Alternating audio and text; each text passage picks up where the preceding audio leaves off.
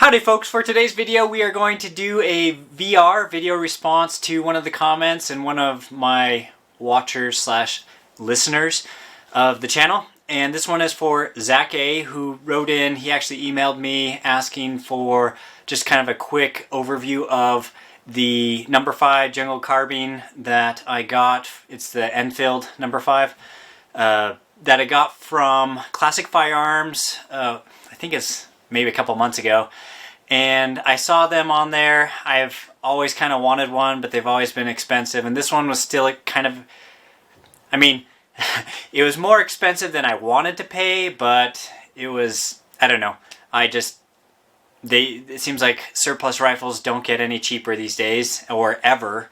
So this one was $7.99 from ClassicFirearms.com. And ZacA wrote in and said, you know, hey, can you show me what it looks like, the markings?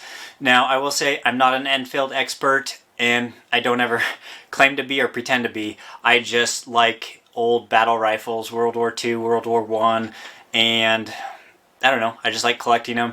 So I would say if you want some information on these specific markings or whatever, you should probably check out one of the other channels that knows all the little details of everything on the surplus rifles.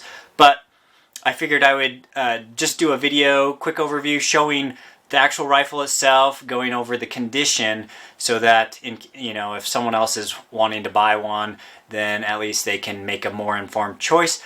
Although I will throw the disclaimer that whenever you buy a surplus rifle and order it online, you kind of get a luck of the draw, so to speak. So, just because I got this one doesn't mean you'll get the same one or the same quality or whatever, right? So mine may be a little bit more rusty, or it might be less rusty. So I will go ahead and turn the camera towards the gun, and I will show you what I ended up purchasing. So here we go. All right, so we'll just kind of show this rifle, quick little condition overview. And now I will say that some people are against like refinishing old guns, surplus rifles, but in this case this one really needed it. Now if you can see right here up close, you can see that there's quite a bit of pitting on it, but they have removed the rust and like re-blued over or refinished over the pitting. And obviously if I could have a gun with no pitting, that would be awesome, but the majority of the pitting seems to be around the receiver right here.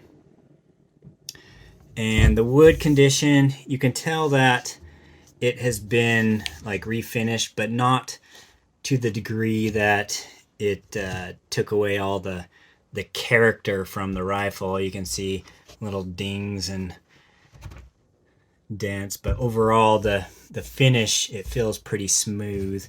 The magazine looks like it's in pretty good condition. Let me flip the rifle around. Okay, so you got a little bit of yellow paint left over from whatever it was. You can see, yeah, I mean, it feels pretty smooth, but you can see some of the little dings and dents and stuff. And there, magazine's good. The trigger group looks pretty good. Right here you got a little bit of pitting, and on the butt you can see that it does have that rubber it's like a little rubber recoil pad that's really kind of hard, and what would you say, just, I don't know, just a hard thing. It's weird because all my other surplus rifles just have the military metal butt plate, and this one has a butt plate with a hole in it and then the rubber part right there. Let's see, the sights, they are not in the best of condition. Let's see. So here you can see some markings right there. The sights, you can see, are kind of beat up a little bit. And the front sight is actually, the sight itself is in decent condition, but the wings are a little bent. And I've not shot this, so I don't know if it looks like the front sight is shifted to the right quite a bit. I don't know if that is, if it's still like zeroed with that move to the right, or if I'll need to tap it into place. And then here at the muzzle end, we have the Loudener, like on The Simpsons. It's a little cone flash hider, and that was one of the things that attracted me to this rifle in the first place, is the cone flash hider. It's kind of a unique thing. There's not a whole lot of surplus rifles that have that on them. So overall, the condition, before they probably did a little bit of refinishing, this probably would have looked pretty ugly with, the pitting and stuff on the receiver. And let's see. So there you can see the sight right there. But anyways, probably wish I would have bought one of these back before they were $799, but to have the piece of history, you almost have to fork out the money because they don't get any cheaper.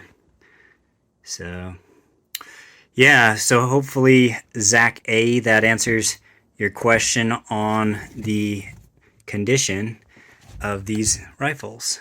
You can see that the bolt is not refinished. It just has a little patina on there. And yeah, it still has a bunch of cosmoline, as you can see on my fingers.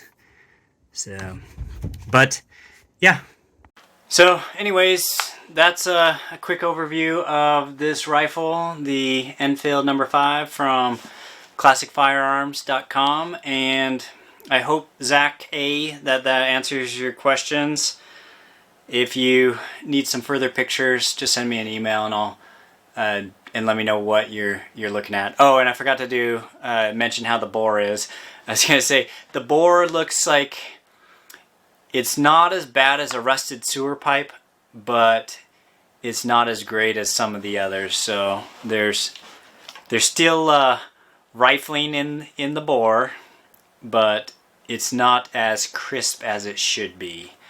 So I don't know how well this gun's gonna shoot, but I look forward to taking it out and shooting some bullets in it. And I actually want to shoot some cast bullets. I'm not gonna I would assume that the accuracy of this rifle is not that great, just not anywhere next to or near what my Mausers or 03A3 or Swiss rifles, nothing like that. So cast bullets, I'm probably gonna cast some up for this thing, and I do have some pulled jacketed bullets that I could try using, but I was gonna say I'm not expecting super great accuracy, but I love having a piece of history and being able to fire it. So I will let you guys know how that goes, and maybe do a video of shooting it. So okay, until next time, stay safe, have fun, and if any of you other guys have some questions about guns I've talked about on the podcast, or that you've seen and you want some more information about them, feel free to send me an email. It's just Full.Lead.Taco@gmail.com, or leave a comment, and if I don't end up responding, leave another comment. And so, but yeah, stay safe, have fun, and have a good week this week.